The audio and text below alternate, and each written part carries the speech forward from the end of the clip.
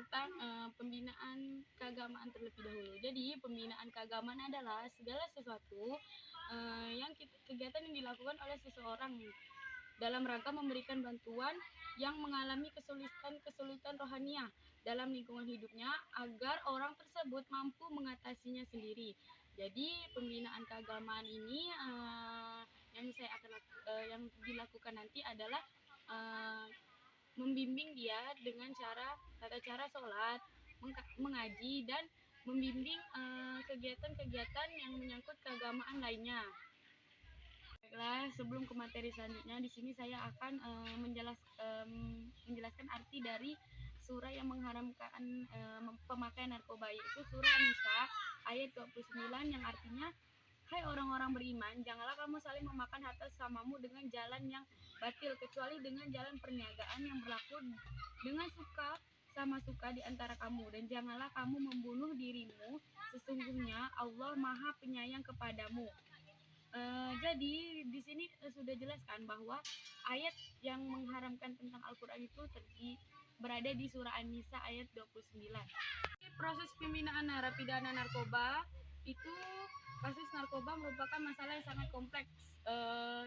Sudah jelaskan kalau di Indonesia itu terdapat banyak kasus narapidana. Hal ini menyebabkan masalah pembinaan terhadap narapidana kasus narkoba menjadi rumit karena ada sebagian oknum-oknum yang bisa menembus masuk ke orang yang misalnya sudah ditahan, itu mereka itu lebih mudah masuk karena ada oknum-oknum yang kuat untuk menyebarkan narkoba itu, sehingga narkoba itu lebih luas untuk berkembang biak. Jadi mengingat juga belum adanya kasus tentang pembinaan yang harus diberikan kepada penyalahguna narkoba, khususnya itu biasanya di penjara lapas narkotika, maka untuk sementara pembinaan yang diberikan di lembaga pemasyarakatan narkotika itu tetap berpedoman pada peraturan yang berlaku atas dasar undang-undang. Terapi rehabilitasi, antara lain itu CBT yang artinya Cognitive Behavior Therapy. Religi dan lain-lain bertujuan untuk mengubah perilaku, menimbulkan rasa percaya diri, mengatasi kecanduan, dan meningkatkan iman dan takwa. Seperti yang sudah saya jelaskan sebelumnya, yaitu tentang iman dan takwa. Iman dan takwa di sini kita akan menyuruh si pengguna narkoba untuk kayak seperti sholat, mengaji, dan lebih ke agama-agama yang lain.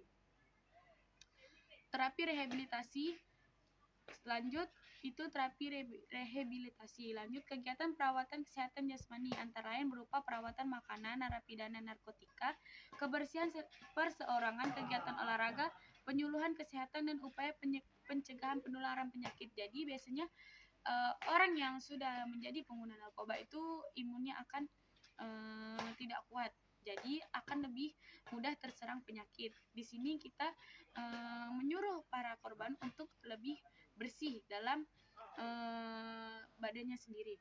Kegiatan perawatan kesehatan mental rohani yang meliputi dua pendekatan, yaitu psikologis dan spiritual dan keagamaan.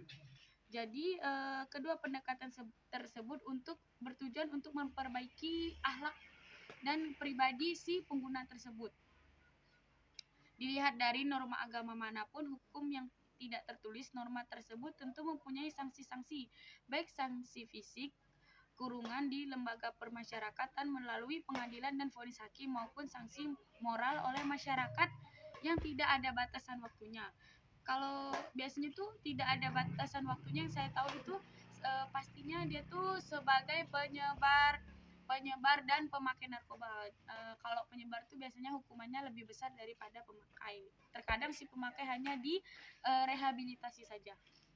Sedangkan program pembinaan lainnya di bidang kemandirian dalam rangka mempersiapkan narapidana berintegrasi di masyarakat tetap dilaksanakan berdasarkan tentang peraturan pembinaan pada umumnya, walaupun sebagian besar pembinaan tersebut tidak dilaksanakan mengingat di bidang kesehatan ketergantungan yang dihadapi oleh narapidana dari penyalahan narkoba.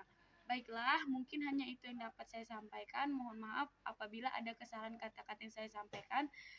Terima kasih untuk teman-teman yang sudah meluangkan waktu menonton video ini, dan jangan lupa di komen, like, subscribe. Saya yakin materi ini sangat berguna bagi kita semua. Terima kasih. Wassalamualaikum warahmatullahi wabarakatuh.